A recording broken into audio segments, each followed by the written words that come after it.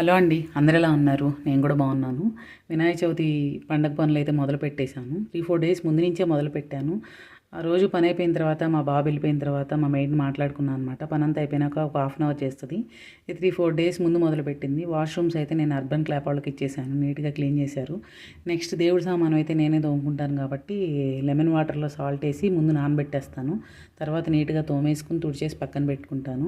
తర్వాత కిచెన్కి వాడేవన్నీ deep cleaning చేసేసుకున్నాను. ఈ సీజరు, ఈ పీలరు, ఇవన్నీ కూడా ఆయిల్ పట్టేసి ఉంటాయి కదా, ఇంకా ఆయిల్ టిన్ను అన్నీ. ఇంకా కిచెన్ అంతా క్లీన్ అయిపోయింది. ఇల్లు కూడా చాలా వరకు డీప్ క్లీన్ అయిపోయింది. నెక్స్ట్ ఇవన్నీ పక్కన పెట్టుకున్నాను. మామిడాకులు తెచ్చిపెట్టుకున్నాము, ఇంకా పత్రి కూడా తెచ్చిపెట్టుకున్నాం అనమాట. నెక్స్ట్ బాల్కనీ కూడా క్లీన్ చేసుకున్నాను, నా కిచెన్ బాల్కనీ. ఊరికే అలా వ్యూ చూపిద్దామని వీడియో క్లిప్ చేశాను అనమాట. సో ఈ వీడియో మీకు నచ్చితే లైక్ చేయండి, షేర్ చేయండి, సబ్స్క్రైబ్ చేయండి. మీ అందరికీ వినాయక చవితి శుభాకాంక్షలు. Thank you.